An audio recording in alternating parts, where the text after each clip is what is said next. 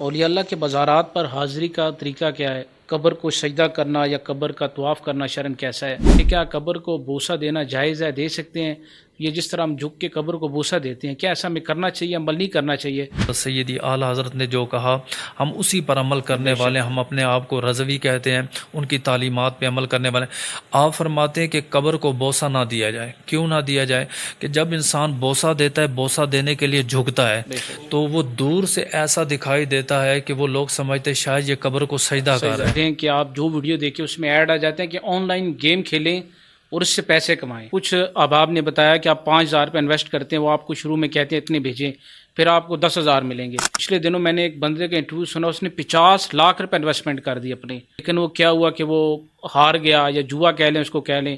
تو اس کا بتائیں یہ آن لائن گیم کھیلنا کیسے؟ میں اکثر ہم نے دیکھا ہے جو اہل سنت پہ ہم پہ تنقید کافی ہوتی ہے، دوسرے مسالک کے لوگ تنقید کرتے ہیں کہ عرس کے موقع پر اس کو ایک میلے کا نام دے دیتے ہیں، پھر اس میں مختلف ایونٹس ہوتے ہیں کہ کئی جگہ کتوں کی لڑائی کرائی جاتی ہیں، جس یوم پر کسی بزرگ کا ادھر جو مزار ہے ریسیں لگوائی جاتی ہیں بیلوں کی، ایسا سما ہوتا ہے، پھر وہاں پر منشیات کا بھی استعمال سر عام ہو رہا ہے۔ بالکل ایسی پھر اس کو لوگ یہ کرتے ہیں کہ اہل سنت کے ساتھ ٹیگ کرتے ہیں کہ ان کے عرس پر یہ ہوتا ہے۔ راولپنڈی کی بڑی مساجد میں شمار ہوتا ہے جامع مسجد احسن المدارس چوبی نمبر 4 جو راولپنڈی میں موجود ہے، اور بالخصوص ہم نے دیکھا ہے کہ راولپنڈی کی چند مساجد جہاں پر ہزاروں کا اجتماع ہوتا ہے، بڑی گیدرنگ ہوتی ہے، تو اس مسجد میں آپ کی مسجد کا شمار ہوتا ہے۔ تو اس کی تاریخ کیا ہے، یہ کون سے سن میں بنی ہے؟ کہ سنگ بنیاد رکھنے میں سے سید پیر میر علی شاہ رحمۃ اللہ تعالیٰ علیہ بھی اس میں موجود تھے۔ ماشاءاللہ جامع مسجد احسن المدارس کے سنگ سنگ بنیاد میں بنیاد کے اندر تاجدار گولڑا بھی شامل ہے۔ ایک تو حویلیہ میں ایک بیٹے نے اپنے والدین کو قتل کر کے کنویں میں پھینک دیا، ایک واقعہ یہ ہو گیا، اور دوسرا ڈسکا کے اندر میڈیا پہ ہم نے دیکھا، آپ نے بھی دیکھا ہوگا کہ ایک ساس نے اپنی بہو جو کہ اس کی سگی بھانجی بھی تھی اس کو قتل کر کے، اور اس کے جو اعضاء تھے ان کو ٹکڑوں میں تقسیم کر کے پھر نالے کے اندر بہا دیا۔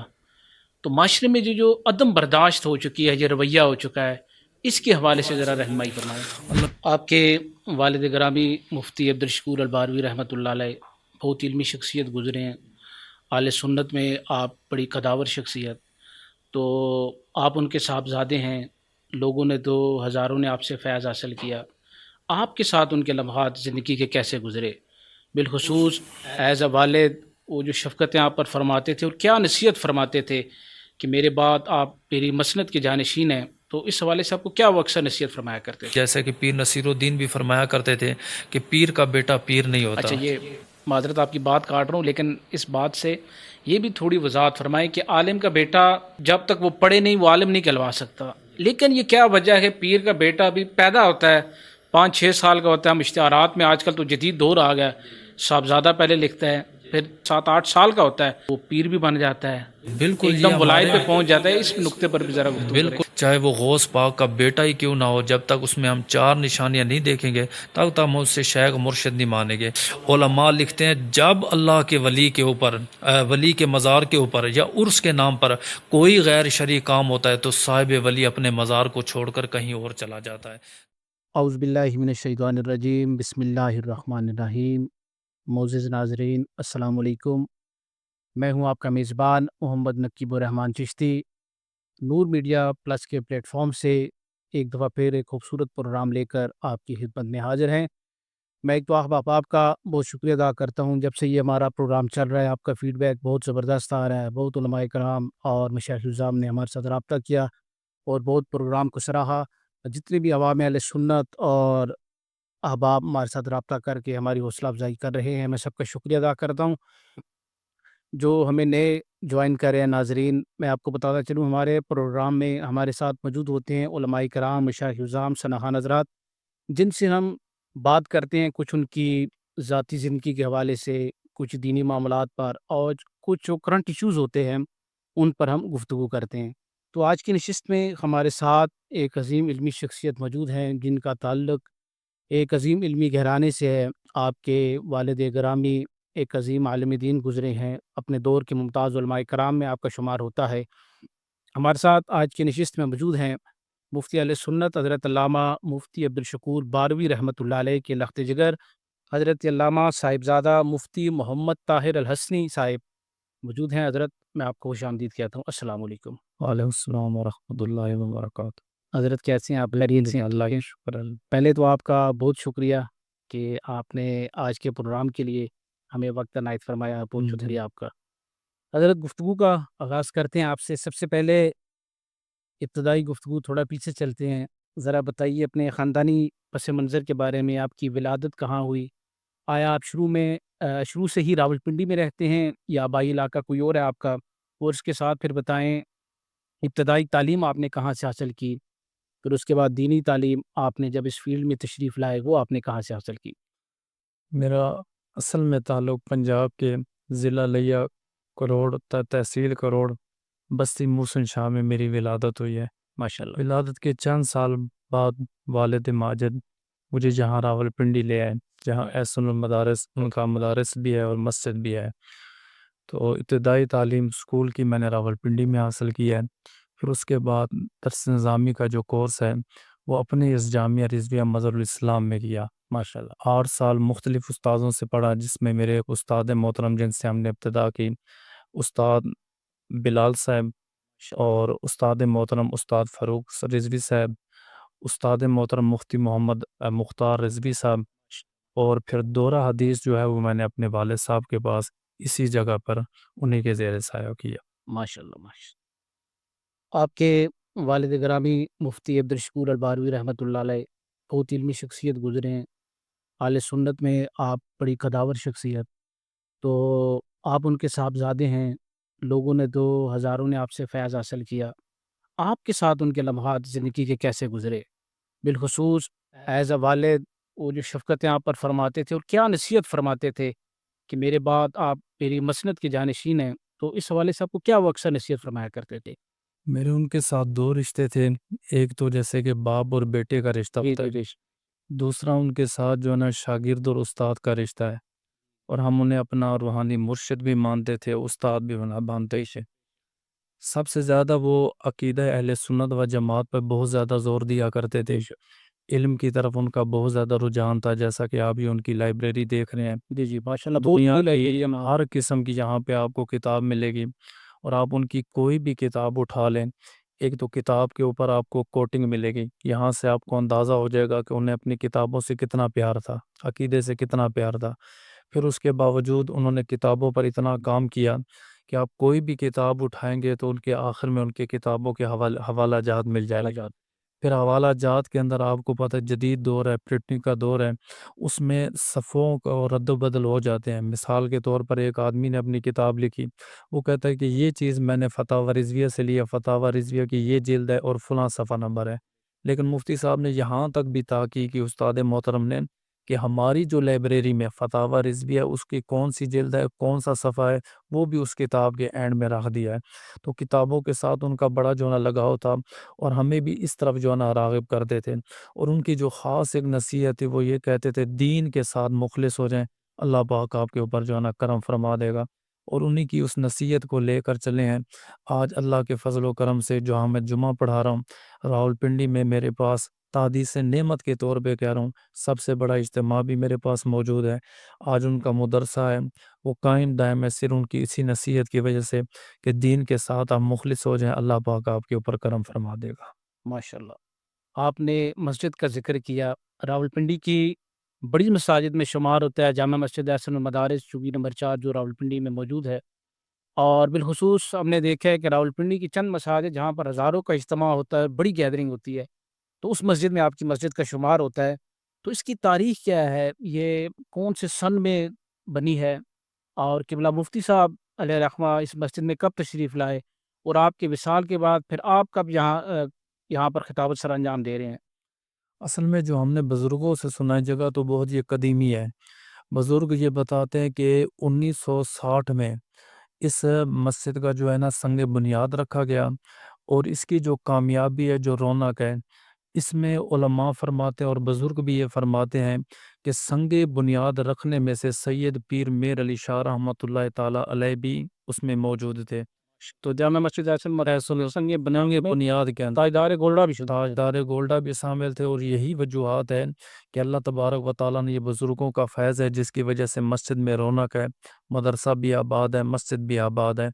اور باقی یہ بھی ملتا ہے کہ بڑے بڑے علماء کرام جن کا پاکستان میں نام ہے، کچھ ایسے ہیں جو حیات ہیں، کچھ ایسے ہیں جو وصال فرما گئے، جیسے ابھی پچھلے حالت دنوں میں علامہ مفتی محمد صدیق سلمان رضوی صاحب جن کا وصال ہو گیا، اللہ تبارک و تعالیٰ ان کی قبروں پر لاکھوں کروڑوں رحمت اور برکتوں کا نزول فرمائے۔ وہ بھی یہاں پڑھاتے رہے، ان کے استاذ محترم بھی یہاں پہ رہ گئے ہیں۔ اور بلکہ ہم نے تو یہاں بھی سنا، دعوت اسلامی کے ایک مبلغ تھے، وہ بتا رہے تھے کہ کسی دور میں مفتی احمد یار خان نعیمی نے اپنی جیب سے 10 روپیہ چندہ اس مسجد کو دیا تھا۔ تو آپ یہاں سے اندازہ لگائیں کہ جس کی بنیاد رکھنے والے سادات ہوں، آل رسول ہوں، اور یہاں بڑے بڑے علماء تیار ہو کر گئے اور بڑے بڑے علماء وہاں پڑھتے رہے۔ یہ انہی کا فیض کا صدقہ ہے کہ آج جو ہے وہ سلسلہ قائم دائم ہے۔ قبلہ مفتی صاحب کب تشریف لائے جامع مسجد احسن مدارس میں خطابت کب شروع کی؟ مفتی صاحب کی کوئی صحیح تاریخ تو یاد نہیں ہے کیونکہ ہم اس ٹائم بالکل اندازہ چھوٹے کوئی آپ تھے۔ کتنا عرصہ انہوں نے تقریباً انہوں نے یہاں پہ 28 سے 30 سال جو ہے نا خطابت کی ہے۔ خطابت جب وہ آئے تھے ان سے پہلے اس مسجد میں تقریباً 3 یا 4 صفحے تھیں، لیکن انہوں نے محنت کی، اور محنت کا یہ صلہ ہے کہ آج پوری مسجد میں آج انہی کا اجتماع ہے، انہی کی محنت ہے۔ پھر جب ان کا وصال ہوا، وصال کے بعد میں وہاں جمعہ پڑھا رہا ہوں، تقریباً جمعہ پڑھاتے ہوئے مجھے 8 سال ہو گئے ہیں۔ اللہ کے فضل و کرم سے کچھ والد صاحب کی دعائیں ہیں، استاد محترم کی دعائیں ہیں، اور وہ جو ہاں لوگ جمعہ پڑھتے ہیں ان کی خاص شفقت ہے اور خاص نعایت۔ بلکہ میں یہ کہتا ہوں کہ پاکستان میں ایسے مقتدی کسی کو اللہ نے نہیں عطا فرمائے جیسے ہمیں عطا فرمائے۔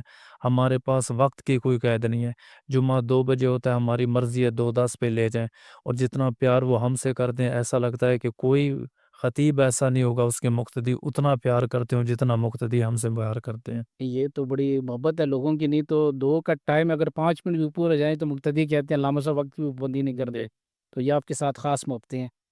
حضرت تھوڑا دیگر سوالات کی جانب بھی آتے ہیں۔ سوشل میڈیا کا دور ہے اور اس وقت بے دریغ اس کا استعمال کیا جا رہا ہے۔ ہم دیکھتے ہیں کہ کچھ حد سے زیادہ اس کا استعمال ہو چکا ہے۔ اگر ہم 5 بندے اپنی گیدرنگ میں بیٹھے ہیں تو آپس میں گپ شپ کرنے کے بجائے موبائل میں لگے رہتے ہیں، اور کچھ اس کا اچھا استعمال کر رہتے ہیں، کچھ نیگیٹو استعمال کر رہتے ہیں۔ تو یہ جو نوجوان بہت زیادہ اس طرف نکل پڑے ہیں، ان کی اصلاح کیسے ممکن ہوگی؟ کیسے ان کی ہم اصلاح کریں کہ یہ جو وقت اس میں ضائع کر رہے ہیں سوشل میڈیا پر، اس کو کسی اور اچھے کام میں صرف کر سکیں؟ اس میں 2 باتیں کہوں گا۔ سب سے پہلی بات یہ ہے کہ بزرگوں کا قول ہے، کوئی بھی چیز ہے دنیا کی، چاہے وہ جائز بھی ہے ناجائز ہے، آپ اسے جب حد سے زیادہ استعمال کرتے ہیں، چاہے کھانے پینے کی یا استعمال کی ہے، وہ آپ کو فائدہ دینے کے بجائے نقصان دیتی ہے۔ اگر سوشل میڈیا کو دیکھا جائے، ویسے بھی اس کے بہت سارے نقصان ہیں، لیکن جس طرح کہ آج کل کی نوجوان جو نا بالکل اسی طرف چلے گی، اور جیسے ہی آپ کہہ رہے ہیں، میں آپ کی بات پہ اتفاق کرتا ہوں کہ گھر ماں بیٹھی ہوئی ہے، باپ بیٹھا ہوا ہے، بڑا بھائی بیٹھا ہوا ہے، یہ ان کی طرف دیکھ ہی نہیں رہا، موبائل پہ جو نا لگا ہوا ہے۔ اس وقت میں آپ لوگوں کو جو کردار ادا کر رہے ہیں، میں سمجھتا ہوں آپ سے بہتر کوئی اصلاح نہیں ہے کہ کم سے کم جہاں پہ لوگ جو ہے نا یہ گانے دیکھ رہے ہیں، لوگ ڈرامے دیکھ رہے ہیں، فحاشی دیکھ رہے ہیں، آپ جیسے علماء ہیں یا یہ نور میڈیا والے ہیں، علماء کے ساتھ جڑے ہیں، اللہ تبارک و تعالیٰ ان کے کام میں دن دگنی رات چگنی کامیابی اور برکت عطا فرمائے۔ یہ اچھا کام ہے۔ تو جب اس طرح کے علماء آئیں گے میڈیا پہ، علماء کو میڈیا پہ آنا چاہیے، وہ قرآن حدیث لے کر آئیں، کو عقائد کو بیان کریں، کو اصلاح کریں، تو میں سمجھتا ہوں یہ اصلاح کا جو ہے نا ایک بہتر ذریعہ ہے۔ جی بالکل۔ سوشل میڈیا کی ذکر ہو رہا ہے تو حضرت آج کل ہم دیکھ رہے ہیں کہ آپ جو ویڈیو دیکھیں اس میں ایڈ آ جاتے ہیں کہ آن لائن گیم کھیلیں اور اس سے پیسے کمائیں۔ تو یہ اس میں ہم دیکھتے ہیں کہ وہ کچھ اب آپ نے بتایا کہ آپ 5,000 روپے انویسٹ کرتے ہیں، وہ آپ کو شروع میں کہتے ہیں اتنے بھیجیں، پھر آپ کو 10,000 ملیں گے۔ پچھلے دنوں میں نے ایک بندے کا انٹرویو سنا، اس نے 50 لاکھ روپے انویسٹمنٹ کر دی اپنے، لیکن وہ کیا ہوا کہ وہ ہار گیا، یا جوا کہہ لیں اس کو کہہ لیں۔ تو اس کا بتائیں یہ آن لائن گیم کھیلنا کیسا؟ جمہور علماء کرام کا اس بات پہ فتویٰ بھی آ چکا ہے، وہ کہتے ہیں کہ یہ اس طرح کی آن لائن گیم کرنا یہ حرام ہے۔ سرکار دو عالم کے 2 فرمان، ایک تو اللہ کے نبی نے فرمایا الحلال بین والحرام بین وبینہما متشابہات، حلال بھی واضح ہے، حرام بھی واضح ہے، ان کے درمیان مشتبہ چیزیں ہیں جو شک شبے میں ڈالتی ہیں۔ ایک ہے حرام، وہ تو الگ بات ہے، وہ تو قریب ہی نہیں جانا نا۔ حتیٰ کہ سرکار دو عالم کا فرمان ہے جو شک شبے میں ڈالتے ہیں آپ نے ان کے قریب بھی نہیں جانا۔ پھر 7 بندے ایسے ہیں جن کی توبہ نہ شب قدر کو ہوتی ہے نہ شب بارات کو ہوتی ہے۔ یہ آج کے جوانوں کے لیے ہمارا یہ پیغام ہے جو چند پیسوں کی خاطر لالچ میں آ کے شارٹ کٹ راستہ اپناتے ہوئے کہتے ہیں دن میں امیر ہو جائیں گے۔ آپ نے ان میں فرمایا کہ ایک شرک کرنے والا، والدین کا بے ادب ہے، سود کھانے کھلانے والا، اور ان میں ایک آدمی کا ذکر ہے فرمایا جو جوا کھیلتا ہے یا جوا کرواتا ہے یا جوئے میں شریک ہوتا ہے، فرمایا ایسے انسان کی توبہ نہ شب قدر کو ہوتی ہے نہ شب بارات کو ہوتی ہے۔ مطلب یہ جو جوا کھیلتے ہیں، مطلب آن لائن بھی گیم آپ کہہ رہے ہیں یہ جوئے کے زمرے میں ہی آ رہی جی یہ جوئے کے زمرے میں ہے اور اس کا اس طرح کھیلنا یہ حرام ہے۔ ہے۔ کچھ آگے سوالات کی جانب چلتے ہیں۔ اولیاء اللہ کے مزارات پر حاضری کا طریقہ کیا ہے؟ اس حوالے سے تھوڑی سی رہنمائی فرمائیں۔ قبر کو سجدہ کرنا یا قبر کا طواف کرنا شرعاً کیسا ہے؟ اکثر مزارات پہ ہم جاتے ہیں، کچھ لوگ قبر کا بوسہ لینے کے لیے جھکتے ہیں، لیکن جو عام فہم آدمی یہ دیکھ رہا ہے وہ یہ سمجھتا ہے کہ یہ بندہ قبر کو سجدہ کر رہا ہے۔ تو تھوڑی سی اس حوالے سے بھی وضاحت فرمائیں کہ کیا قبر کو بوسہ دینا جائز ہے، دے سکتے ہیں؟ یہ جس طرح ہم جھک کے قبر کو بوسہ دیتے ہیں، کیا ایسا ہمیں کرنا چاہیے، عمل نہیں کرنا چاہیے؟ اور مزارات پر حاضری دینے کا کیا طریقہ ہے؟ میں علامہ صاحب اس پر نہ کوشش کروں گا کہ تفصیلی جواب دوں، کیونکہ دور حاضر کا جدید دور کا نا بہت بڑا یہ سوال بھی ہے اور بہت بڑا یہ فتنہ بھی بنا ہوا ہے، اور عقائد اہل سنت پر بہت سارے جو لوگ انگلیاں بھی اٹھا رہے ہیں۔ سب سے پہلے یہ دیکھنا چاہیے کہ ہم جس کے مزار پہ جا رہے ہیں وہ کون ہے۔ کون ہے؟ بہت سارے ایسے نامور مزار بنا دیے گئے ہیں، میں نے دیکھا ہے کہ بعد میں قبر کشائی ہوتی ہے اس کے اندر کچھ بھی نہیں ہوتا۔ بہت سارے ایسے بھی لوگ ہیں جنہوں نے مزار کا نام دیا لیکن اندر مردہ جانور کو دفنا دیا، اور بعد میں اہل سنت و جماعت کا مذاق اڑانے کے لیے یا ان کے عقیدے کے ساتھ کھیلنے کے لیے یہ دیکھو جس مزار پہ آپ آتے رہے دعا کرتے رہے اندر تو یہ تھا۔ اور بہت سارے لوگوں نے معاذ اللہ یہ بھی وہم ڈال دیا کہ پرانے زمانے کے جو ہندو تھے انہوں نے اپنا خزانہ چھپانے کے لیے قبر بنا لی، بعد میں آ کے لوگوں نے جو نا اس کو مزار کی ایک صورت بنا دی۔ مزار کا تو کوئی انکار نہیں کر سکتا، آپ دیکھ لیں اللہ کے رسول کو اس دنیا سے گئے تقریباً 14 سے 15 صدیاں بیت گئی ہیں، سب سے پہلے سرکار دو عالم کا جو ہے نا وہ مزار مبارک جو ہے نا موجود ہے۔ سب سے پہلے ہم یہ دیکھیں گے کہ کس کا مزار ہے، کس کے مزار کی طرف ہم جا رہے ہیں، کیا واقعی وہ اللہ کا ولی ہے کہ نہیں ہے۔ اب جب اللہ کے ولی کی طرف ہم نکلیں گے آپ نے کوشش کرنی ہے کہ باوضو ہو جائیں، سب سے اچھا جو آپ کا لباس ہے وہ آپ نے درود شریف پڑھتے ہوئے جائیں، ذکر اذکار کرتے ہوئے جائیں۔ اب آپ نے جب جانا ہے تو مزارات پہ یہ بھی ہم نے دیکھنا کچھ چیزیں ہم مانتے ہیں، کیونکہ مولا علی شیر خدا کا فرمان ہے مرد وہ ہے جو اپنی کمزوری مان جائے۔ کچھ ایسے جاہل قسم کے لوگ ہیں انہوں نے مزاروں کے ساتھ کچھ گڑبڑ کر دی، چھیڑ چھاڑ، بعد میں ہم علماء کرام کو جو ہے نا شرمندگی کا سامنا کرنا پڑا۔ کچھ لوگ دفاع کرتے ہیں لیکن ہم ان میں سے نہیں ہیں، جو غلط ہوگا غلط کو غلط کہیں گے، جو صحیح ہوگا صحیح کو صحیح کہیں گے۔ تو مزارات کے انہوں نے دروازے چھوٹے بنا دیے تاکہ جو بھی بندہ جائے جھک کے جائے، علماء کرام نے اس سے جو ہے نا سختی سے منع کیا۔ پھر جب مزار پہ جائے اکثر لوگوں کو دیکھا جاتا ہے وہ اللہ کے ولی کے مزار کے کبھی جو ہے نا سر کی طرف کھڑے ہو جاتے ہیں، کبھی جو ہے وہ سینے کی طرف کھڑے ہو جاتے ہیں، بعض دفعہ جو وہ قبروں کے تقدس کا خیال نہیں رکھتے اس کے اوپر پاؤں رکھ دیتے ہیں، خصوصاً خواتین پتھر اٹھا لیتی ہیں یا وہ قبروں کو جو ہے نا بوسہ کنار کرتی ہیں۔ اس کے بارے میں علماء کرام فرماتے ہیں، بلکہ میں یہاں پہ مفتی صاحب کا جو ہے نا ایک جواب دوں گا، وہ کہتے ہیں اگر والدین سوئے ہو نا آپ نے ان کو اٹھانا ہے تو آپ نے سر کی جانب نہیں جانا، آپ نے پاؤں کی جانب جانا ہے۔ کیوں؟ اگر باپ کو آپ اٹھائیں گے وہ یوں بھی سر کرے، اتنی تکلیف دینا اسلام میں حرام ہے۔ تو جب باپ کو اتنی تکلیف دینا حرام ہے تو وہ اللہ کا ولی ہے، وہ اللہ کا پیارا ہے۔ جب آپ اس کے سر کی طرف کھڑے ہو جائیں گے وہ بھی سر اٹھا کے آپ کو دیکھے گا تو اتنی تکلیف دینا اس کو بھی جائز نہیں ہے۔ سب سے پہلے آپ اس کے پاؤں کی جانب آئیں، اول آخر ایک ایک مرتبہ درود شریف پڑھیں، اور ایک مرتبہ سورہ فاتحہ اور 3 مرتبہ سورہ اخلاص پڑھیں۔ اب یہاں پہ علماء کرام سے کئی مرتبہ سوال ہوا کہ ہمیں کیسے پتہ چلے گا کہ اللہ کا ولی اپنے مزار میں ہے کہ نہیں ہے۔ یہ بھی بات بڑی قابل غور ہے کہ ہر وقت صاحب مزار اپنے مزار میں موجود نہیں رہتا۔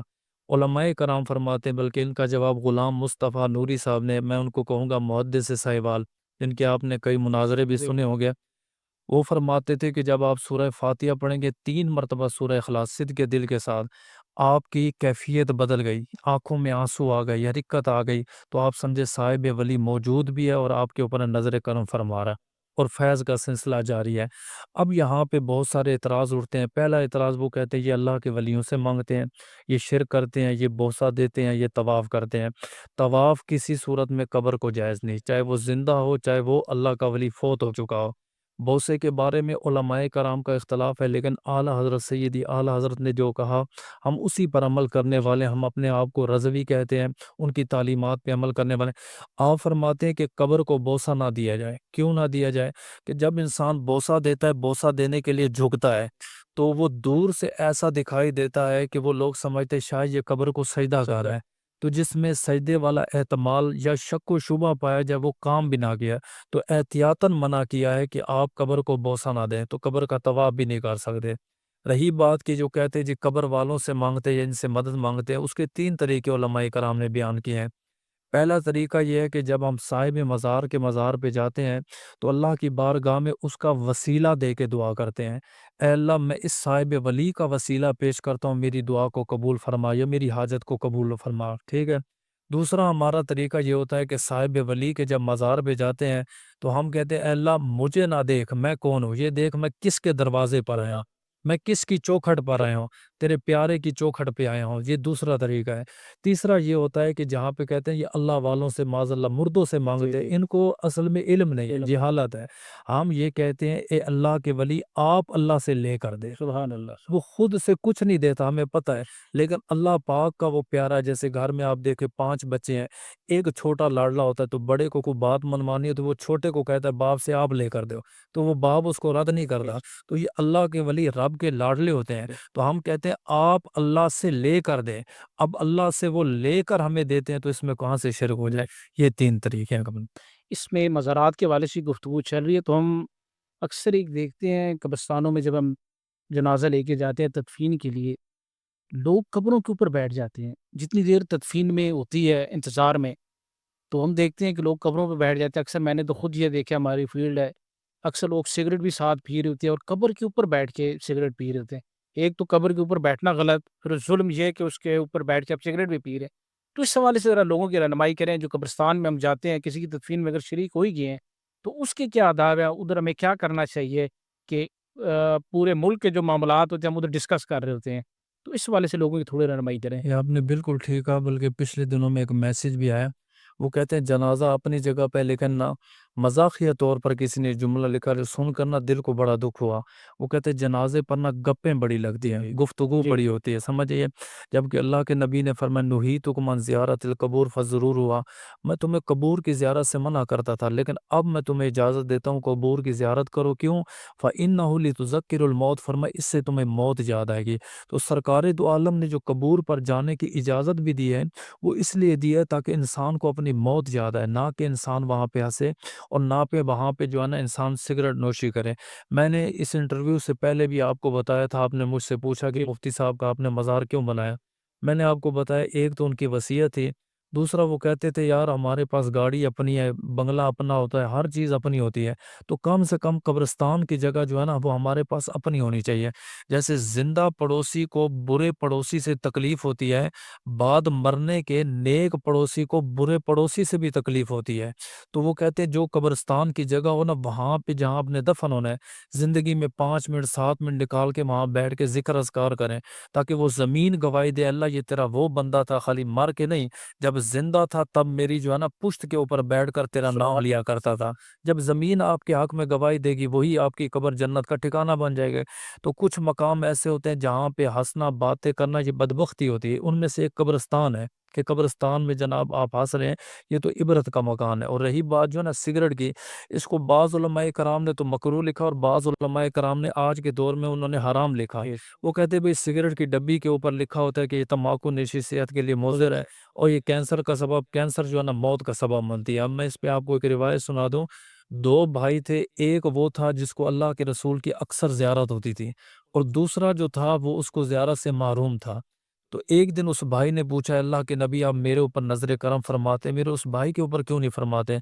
آپ نے فرمایا تیرے بھائی کے گھر میں حقہ ہے، خود نہیں پیتا، اس لیے رکھا ہے تاکہ مہمان ہے باہر سے مانگنا نہ پڑے، سال بعد جا کے حقہ، وہ بھی فرمایا جس گھر میں حقہ ہو میں نبی ان گھر والوں کو اپنی زیارت نہیں کرواتا۔ تو آپ یہاں سے اندازہ لگائیں جو قبرستان میں بیٹھے اور پھر سگریٹ پیے تو اس کا کیا اثر ہوگا۔ بالکل اسی حوالے سے ریلیٹڈ جو ہم بزرگان دین کی بات کر رہے ہیں، عرصوں میں اکثر ہم نے دیکھا ہے جو اہل سنت میں ہم پہ تنقید کافی ہوتی ہے، دوسرے مسالک کے لوگ تنقید کرتے ہیں کہ عرس کے موقع پر اس کو ایک میلے کا نام دے دیتے ہیں، پھر اس میں مختلف ایونٹس ہوتے ہیں۔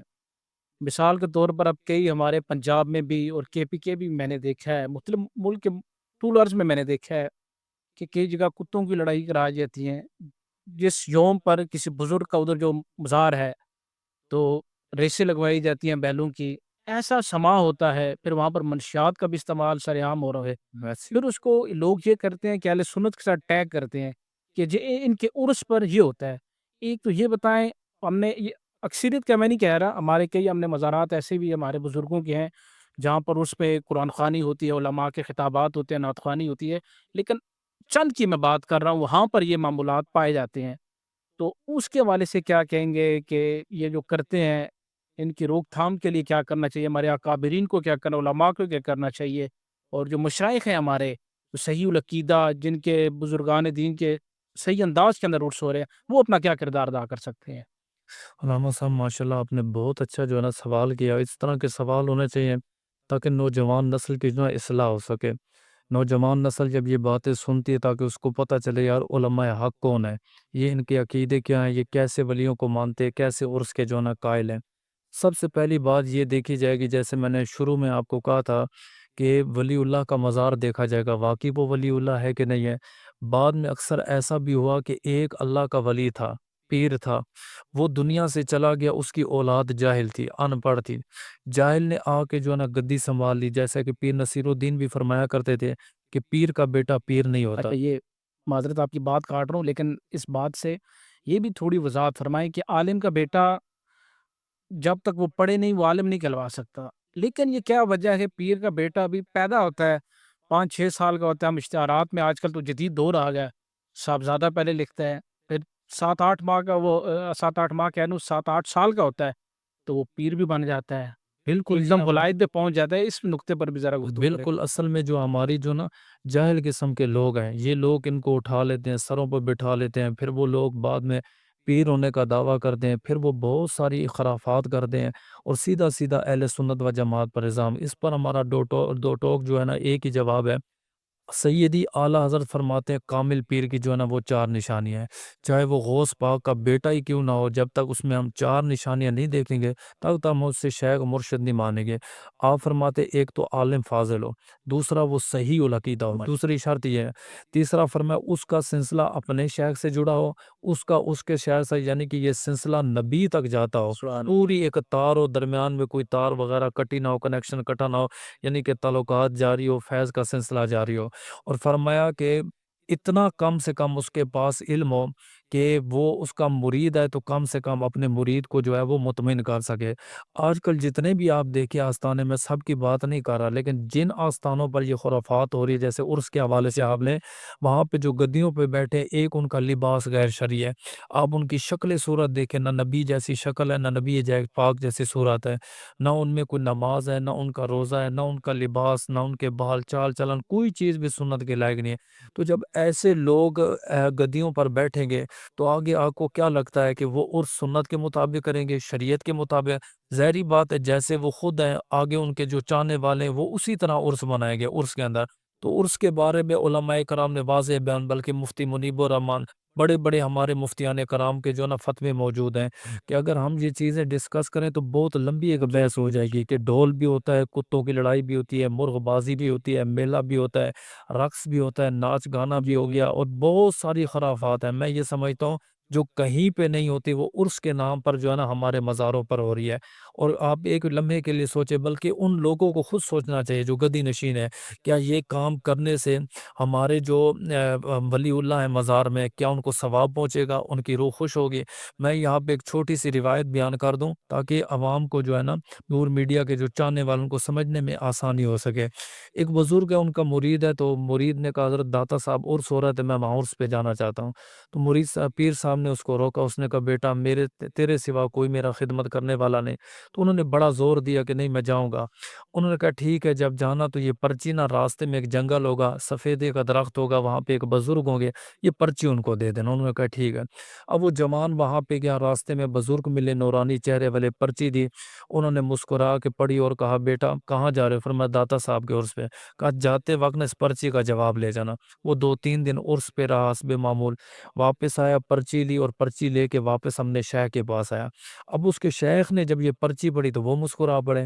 ان کے حضرت سمجھ نہیں آتی کہ آپ کی پرچی ان کو دیتا ہوں وہ مسکراتے ہیں, اس کا جواب آپ کو دیتا ہوں آپ مسکراتے ہیں. آپ نے فرمایا جس کو تو نے پرچی دی حقیقت میں وہ داتا علی حج بری ہے. تو میں نے ان کو یہ سوال لکھا کہ آپ کے مزار پہ غیر شرعی کام ہو رہے ہیں, یعنی کہ اس وقت کی بات ہے کہ اولیاء کو بھی معلوم ہے, تو آپ کے مزار میں غیر شرعی کام ہو رہے ہیں, آپ ان کو کیوں نہیں روکتے؟ تو انہوں نے مسکرا کے محبتاً یہ جواب دیا. انہوں نے کہا آپ سے ایک مرید نہیں روکا گیا, میں ان ہزاروں کو کیسے روکوں؟ لیکن یہاں پہ جو بات میں آپ کو سمجھانا چاہتا ہوں وہ یہ ہے کہ داتا صاحب کا عرس وہاں ہو رہا تھا, داتا صاحب یہاں پہ کیا کر رہے تھے؟ علماء لکھتے ہیں جب اللہ کے ولی کے اوپر ولی کے مزار کے اوپر یا عرس کے نام پر کوئی غیر شرعی کام ہوتا ہے تو صاحب ولی اپنے مزار کو چھوڑ کر کہیں اور چلا جاتا ہے. تو ہم کہتے ہیں اہل سنت خدا کے لیے ہمارے اوپر ترس کھائیں, رحم کریں, آپ ایسا کام نہ کریں بجائے فیض ملنے کے ان اولیاء کرام ہماری وجہ سے اپنے مزار کو بھی چھوڑ کے جانا پڑے. تو اس کا آخری میں یہی جواب دوں گا, ہر وہ عرس جو شریعت کے مطابق ہے, قرآن حدیث کے مطابق ہے, جہاں پہ علماء بلائے جاتے ہیں, ثناخان رسول بلائے جاتے ہیں, تلاوت ہوتی ہے, لنگر ہوتا ہے, فقیروں درویشوں کو نوازا جاتا ہے شریعت کے مطابق, ہم اس کے قائل ہیں, جانا بھی ثواب ہے, باعث برکت ہے, فیض بھی ملتا ہے. اور ہر وہ عرس چاہے وہ کسی بھی آستانے پہ ہو جو غیر شرعی ہو, وہاں پہ جانا, وہاں پہ حصہ لینا حرام ہے. اچھا قبلہ, کچھ ہمیں ایسے نام نہاد پیر بھی ملے, جعلی پیر ہم ان کو کہیں گے. نذرانے کے وقت وہ تو مریدین کے سامنے تشریف فرما ہوتے ہیں, جب نماز کا وقت ہوتا ہے وہ غائب ہو جاتے ہیں, نماز جماعت میں شامل نہیں ہوتے. کہتے ہیں ہمارے پیر صاحب مکہ مدینہ میں جا کر نماز پڑھتے ہیں. تو اس کے حوالے سے ذرا رہنمائی فرمائیں, کیا ایسا ہوتا ہے؟ بالکل کئی لوگوں نے یہ بات رٹی, اور بلکہ کئی ملنگ جو ہے نا فقیر لوگ ہوتے ہیں, بلکہ بہت سارے میڈیا نے اس پہ ایشو بھی اٹھایا. انہوں نے کلمے بھی سنے, نماز کے بارے میں سنا, دعائے قنوت کے بارے میں سنا, اور یہ تک بھی نہیں پتہ, افسوس کے ساتھ کہنا پڑا, ہم آخر زمان نبی کی امت ہیں, کہ نمازوں کی تعداد کتنی ہے, نمازوں کی رکعت کتنی ہے. تو اکثر یہ ہم جب سوال کرتے ہیں, بالخصوص علماء ہی سوال کرتے ہیں, وہ سوال اس لیے کرتے ہیں, انہیں ان پیروں سے کوئی دشمنی نہیں ہوتے. وہ کہتے ہیں حکیم مریض کو جو نا کڑوی دوائی دیتا ہے وہ مریض کا دشمن نہیں ہوتا بلکہ اس کی مرض کا دشمن ہوتا ہے. ڈاکٹر جو ہے نا اپنے پیشنٹ کو انجیکشن لگاتا ہے, وہ اس کا دشمن نہیں ہوتا, اس کی مرض کا دشمن ہوتا ہے. تو کچھ لوگ یہ سمجھتے ہیں کہ یہ طریقت کچھ اور چیز ہے, شریعت کچھ اور چیز ہے. اور ایسے لوگ جو شریعت کو بھی نہیں جانتے, طریقت کو, وہ کہتے ہیں مولوی کیا جانے دین کو, سمجھے ہم بڑے پہنچے ہوئے ہیں. جب علماء ان سے یہ سوال کرتے ہیں کہ نماز تو فرض ہے, اول من یحاسب یوم القیامت والصلاۃ, قیامت کے دن سب سے پہلے سوال بھی نماز کا ہوگا. اور نبی فرماتے ہیں قرۃ عینی بک الصلاۃ, آپ نے فرمایا نماز تو میری آنکھوں کی ٹھنڈک ہے, نبی نے اس کو اپنی ٹھنڈک کہا ہے. تو حساب بھی اسی کا ہوگا. تو علماء ان کو عبرت دلانے کے لیے, پوچھنے کے لیے کہ بھئی تمہارے پیر صاحب کہاں پہ ہیں, نذرانے کے وقت آپ کے سامنے آتے, عرسوں پر, میلے ٹھیلوں پر, نماز پہ نہیں آتے, فجر میں, ظہر میں, عصر میں. تو آگے وہ لوگ بھی اپنے پیروں سے سوال کرتے ہیں, جہل کے سمے, سب پیروں کی بات نہیں کر رہے, جو صحیح العقیدہ ہم ماننے والے, ہم ان کے غلام ہیں. تو وہ یہ کہتے ہیں کہ مغرب حضرت صاحب جو ہے نا وہ بیت اللہ میں ادا کرتے ہیں, عصر مدینہ میں ادا کرتے ہیں, ظہر جو ہے وہ کربلا میں ادا کرتے ہیں. ٹھیک ہے, اب اس کا جو ہے نا وہ ایک جواب تو یہ بنتا ہے کہ جب کھانا کھانے کی باری ہے, حضرت صاحب آستانے پہ موجود ہے, ناشتے کے ٹائم آستانے پہ, ظہر ٹائم آستانے پہ موجود ہے, شام کو لنگر ادا. اور سب سے بڑی بات ہے جب آپ نذرانہ لے کے جاتے ہیں وہ یہیں موجود ہوتے ہیں, لیکن نماز کے ٹائم یہ کیسی نماز ہے کہ وہ مکہ پہنچ جاتے ہیں, کبھی مدینہ پہنچ جاتے ہیں, کبھی کہاں پہنچ جاتے ہیں. یہاں پہ میں صرف آپ کو ایک بات بتاؤں, وہ ایک پیر صاحب کسی علاقے میں گئے, جعلی پیر صاحب, ٹھیک ہے, وہ کسی علاقے میں گئے تو علاقے والوں نے نا حلوہ بنایا. یہ اس دور کی میں بات کر رہا ہوں جب حلوہ سال میں ایک بار پکتا تھا. تو انہوں نے کہا میٹھی ڈش ہے. اب پیر صاحب یہ سوچ رہے ہیں کہ جناب میں کھاؤں گا, بہت سارے مریدین ہیں, عقیدت مند ہے, یہ تو سارا ختم ہو جائے گا. انہوں نے کہا کہ ایسا ہے کہ آج رات ہم سو جاتے ہیں, جو اچھا خواب دیکھے گا تو صبح حلوہ وہ کھائے گا. ان کا ایک لاڈلا مرید تھا, رات تہجد کے ٹائم اٹھا, اٹھنے کے وقت اس نے سارا حلوہ کھایا اور سو گیا. اب صبح صبح اٹھے, انہوں نے کہا خواب بیان کرو. ایک نے کہا جی میں نے خواب میں فلاں ولی کو دیکھا, فلاں کو دیکھا, فلاں کو دیکھا, فلاں کو دیکھا. ایک مرید کہنے لگا جناب میں طور پہ تھا، ایک کہنے لگا عیسیٰ علیہ السلام ہے چوتھے آسمانوں پر لے گیا۔ پیر صاحب سوچنے لگے یہ تو اوپر سے نیچے کی بات ہی نہیں کر رہے ہیں۔ انہوں نے کہا پیر صاحب آپ اپنا جو ہے نا خواب بیان کریں۔ انہوں نے کہا جی میں عرش الہی پر تھا۔ اتنے میں وہ جو ساتھ مرید تھا جس نے حلوہ کھایا تھا نا، وہ رونے لگ گیا۔ انہوں نے کہا یار آپ کیوں روتے ہو؟ اس نے کہا آپ نے سب کے خواب سنے، آپ نے مجھ سے پوچھا ہے؟ حلوہ میں نے اس نے کہا میں سویا ہوا تھا، ہاں میں سویا ہوا تھا، رات کو میرے پاس ڈاکو ہے، بڑی سی ان کے پاس بندوق تھی، انہوں نے کہا اٹھ حلوہ کھا۔ تو میں نے کہا نہیں یہ پیر صاحب کی اجازت کے خلاف ہے۔ اس نے کہا کھاتے ورنہ تمہیں گولی مار دوں گا۔ تو پیر صاحب میں نے تو سارا حلوہ کھا لیا۔ انہوں نے کہا یار تو نے ہمیں بتایا کیوں نہیں؟ اس نے کہا میں نے بڑی آوازیں ماری ہیں، یہ طور پہ تھا، یہ چوتھے آسمان آپ عرش الہی پر تھے۔ تو یہی بات ہوتی ہے کہ جب کھانے پینے کی باری نذرانے کی یہ اپنی جگہ موجود ہوتے ہیں، اور نماز کی باری ہے تو یہ موجود ہی نہیں ہوتے ہیں۔ اور اللہ کے رسول نے اس کے بارے میں بڑی سختی سے فرمایا، بخاری شریف میں ہے، آپ نے فرمایا میرا جی چاہتا ہے، سمجھئے کہ میں کسی کو نماز کا حکم دوں، اور وہ لوگ جو نماز نہیں پڑھتے میرا جی چاہتا ہے میں گھروں سمیت ان کو آگ لگا دوں۔ اللہ اکبر اللہ۔ حضرت تھوڑا سا کرنٹ ایشوز پہ آتے ہیں، پاکستان کے معاملات پہ آتے ہیں۔ ہم دیکھ رہے ہیں پاکستان میں بہت ہی کچھ تلخ واقعات ہو رہے ہیں، کچھ ہماری نظروں سے گزرے ہیں، سب پر تو ہم نہیں ڈسکس کر سکتے۔ دو واقعات ایسے ہوئے حضرت حال ہی میں میڈیا کی بڑی زینت بنے۔ ایک تو حویلیہ میں ایک بیٹے نے اپنے والدین کو قتل کر کے کنویں میں پھینک دیا، ایک واقعہ یہ ہوگا، اور دوسرا ڈسکا کے اندر میڈیا پہ ہم نے دیکھا، آپ نے بھی دیکھا ہوگا کہ ایک ساس نے اپنی بہو جو کہ اس کی سگی بھانجی بھی تھی اس کو قتل کر کے، اور اس کے جو اعضاء تھے ان کو ٹکڑوں میں تقسیم کر کے پھر نالے کے اندر بہا دیا۔ تو معاشرے میں جو عدم برداشت ہو چکی ہے، یہ رویہ ہو چکا ہے، اس کے حوالے سے ذرا رہنمائی بناؤ۔ اللہ کا قرآن اس کے بارے میں واضح ارشاد فرماتا ہے، من قتل نفسا بغیر نفس فکانما قتل الناس جمیعا۔ جس نے کسی ایک جان کو بغیر کسی وجہ کے قتل کیا، گویا اس نے پوری انسانیت کا جو نا قتل کیا۔ اور سرکار دو عالم کا فرمان ذیشان بھی اس میں موجود ہے۔ آپ نے فرمایا قرب قیامت جو نا حرج عام ہو جائے گا۔ وقالوا یا رسول اللہ مل حرج، حرج کیا ہے؟ آپ نے فرمایا قتل عام ہو جائے گا۔ قاتل کو بھی علم نہیں ہوگا میں کیوں قتل کر رہا ہوں، مقتول کو بھی علم نہیں ہوگا کہ مجھے کیوں مارا جا رہا ہے۔ مسلمان کو قتل کرنے کی جو نا تین وجوہات جو نا شریعت نے بیان کی ہے۔ ایک، مسلمان اگر شادی شدہ زنا کر بیٹھے اس کو بدلے اس کو قتل کیا جائے گا، یا مسلمان کو قتل کرے تو بدلے میں اس کو قتل کیا جائے گا، یا مسلمان دین کو چھوڑ کر مرتد ہو جائے اور اسلام قبول نہ کرے اس صورت میں قتل کیا جائے گا، وگرنہ مسلمان کا قتل کرنا جو ہے نا وہ حرام ہے۔ حتیٰ کہ اللہ کے نبی نے فرمایا کہ جب بندہ نماز پڑھے تو نماز میں مرد کو حکم ہے اپنی کونیاں کھول دے، لیکن اگر اس کی کونیاں ساتھ والے نمازی کو لگ رہی، فرمایا اپنی کونیاں سمیٹ لے۔ اگر ایسی نماز لے کر رب کے دربار میں گیا، اللہ فرمائے گا ایسی نماز تیرے منہ پہ مارتے، ایسی نماز قبول ہی نہیں جو تو نے دوسرے مسلمان کو اذیت پہنچائی ہے۔ حتیٰ کہ اللہ کے نبی نے فرمایا مسلمان کی طرف چھری کا اشارہ کرنا بھی جو ہے حرام ہے۔ مسجد میں جو لوگ صحابہ کرام آتے، فرمایا تلواروں کو نیاموں میں ڈال دو اور تیروں کو پیکانوں میں ڈال دو، تاکہ کسی مسلمان کو تیر کی نوک یا تلوار کی نوک بھی نہ چومے۔ مسلمان کو اتنی تکلیف دینا بھی اسلام میں جو نہ حرام ہے۔ یہ جو دو واقعہ آپ بتا رہے ہیں میں نے بھی اس کے بارے میں دیکھا، یہ ڈسکا کا جو واقعہ یہ تو دل دہلا دینے والا، اور میں سمجھتا ہوں پاکستان کی تاریخ میں اتنا دردناک واقعہ پہلے نہیں ہوا کہ ایک عورت آپ دیکھیں، وہ بھی عورت ذات، امید سے پہلے اسے بے ہوشی کی دوائی دی گئی ہے، پھر ایک نہیں تین عورتوں نے مل کے اس کا پہلے سانس بند کیا، اس کے ہاتھوں کو پکڑا، اس کے بازو کو بند، پھر اس کے بعد بات یہاں تک نہیں گئی، اس کے گلے کو کاٹا، اعضاء کو کاٹا، جبکہ سرکار دو عالم نے سختی سے منع فرمایا۔ آپ نے فرمایا اسلام میں مصلح کرنا جو ہے نا وہ حرام ہے۔ سید الشہداء سیدنا امیر حمزہ رضی اللہ تعالی عنہ کا جو ہے نا وہ مصلح کیا گیا تھا۔ اس کے بعد دین اسلام میں اس پہ بڑی سختی کی گئی تھی۔ یہ طریقہ تو کافروں کا، مسلمان کا یہ طریقہ نہیں ہے کہ آپ نے ایک موت نہیں، آپ نے اس عورت کو، اس بیٹی کو کئی موتیں دی ہیں کہ آپ نے بے ہوش کیا، پھر اس کے بعد اس کا گلا دبایا، پھر اس کے بعد اس کے اعضاء کو کاٹا، پھر اس سے بڑی جو دکھ کی بات یہ ہے کہ آپ نے اس کے پیٹ میں جو 7 ماہ کا بچہ تھا آپ نے اس کو بھی معاف نہیں کیا۔ اور قرآن یہ فرماتا وَإِذَا الْمَوْءُودَةُ سُئِلَتْ بِأَيِّ ذَنبٍ قُتِلَتْ، کہ وہ بچیاں جو زمانہ جاہلیت میں لوگ زندہ درگور کر دیتے تھے، سرکار دو عالم نے فرمایا قیامت کے دن پوچھا جائے گا تمہارا کیا جرم تھا، تمہارا کیا قصور تھا کہ تمہیں جو ہے نا زندہ جو ہے نا وہ درگور کر دیا تھا۔ فرق یہ تھا کہ وہ زندہ درگور کرتے، انہوں نے زندہ تو نہیں البتہ لیکن مرنے کے بعد بھی اس کو کئی موتیں دی ہیں، پھر اس کے بچے کو قتل کرنا، پھر اعضاء کو کاٹنا، پھر اس سے بڑی بات ہے کہ اعضاء کی بے حرمتی کی انتہا آپ دیکھیں کہ اس اعضاء کو آگ لگائی گئی ہے۔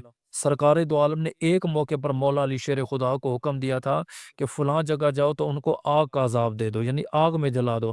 پھر اللہ کے رسول نے منع فرمایا، آگ کا عذاب اللہ کے ساتھ خاص ہے، آگ کا عذاب اللہ ہی دے سکتا ہے، اللہ کے سوا کسی کو نہ دے۔ ایوب علیہ الصلوۃ والسلام نے جو ہے نا وہ ایک ٹڈیوں کی بل تھی، چونٹیوں کی، ان کو جو ہے نا جلایا تو اللہ پاک نے منع فرمایا، یہ آپ کے لیے۔ تو جب نبیوں کو، ولیوں کو خدا نے یہ حکم دیا آگ کا، تو یہ کیسے مسلمان ہیں؟ میں کہتا ہوں یہ نام نہاد مسلمان ہیں، جنہوں نے جرم کے انتہا، بلکہ پوری دنیا میں اس ٹائم پاکستان کا نام انہوں نے بڑا بدنام کیا ہے، پاکستان کو بہت نقصان ہوا ہے۔ تو آج کل نہ بچیوں کی عزت محفوظ ہے، نہ بچوں کی عزت محفوظ ہے۔ اور دوسرا آپ نے مجھے کہا بیٹے کے حوالے سے، سمجھئے یہ قیامت کی نشانیوں میں سے ایک نشانی، آپ نے فرمایا بیٹا باپ کا دشمن ہوگا اور باپ بیٹے کا دشمن ہوگا۔ اگر باپ کو کوئی بات منوانی ہوگی تو وہ اس کے دوستوں کے پاس جائے گا کہ میرے بیٹے کو کہو میری یہ بات مان لو، خدا را میرے حال کے اوپر رحم کرو۔ وہ کیا نام ہے، بیٹا باپ کی بات نہیں مانے گا۔ یہ سراسر جو ہے نا وہ قیامت کی نشانی ہے۔ بس ہم یہی دعا کریں گے اللہ تبارک و تعالی مسلمانوں کے حال کے اوپر اپنا خاص فضل و کرم فرمائے۔ جی ماشاء اللہ حضرت، گفتگو تو کافی لمبی ہم کر سکتے ہیں، لیکن پھر انشاءاللہ آپ کے ساتھ نئی نشست کریں گے۔ آخر میں ہمارے ناظرین کو کوئی پیغام دینا چاہیں جو آپ کو اس وقت سماعت فرما رہے ہیں۔ میں نور میڈیا کے وساطت سے پہلے تو ان کا مشکور ہوں کہ یہ تشریف لائے، اور سب سے بڑی بات ہے کہ یہ علماء کرام کے ساتھ جو نا وہ جڑے ہوئے ہیں۔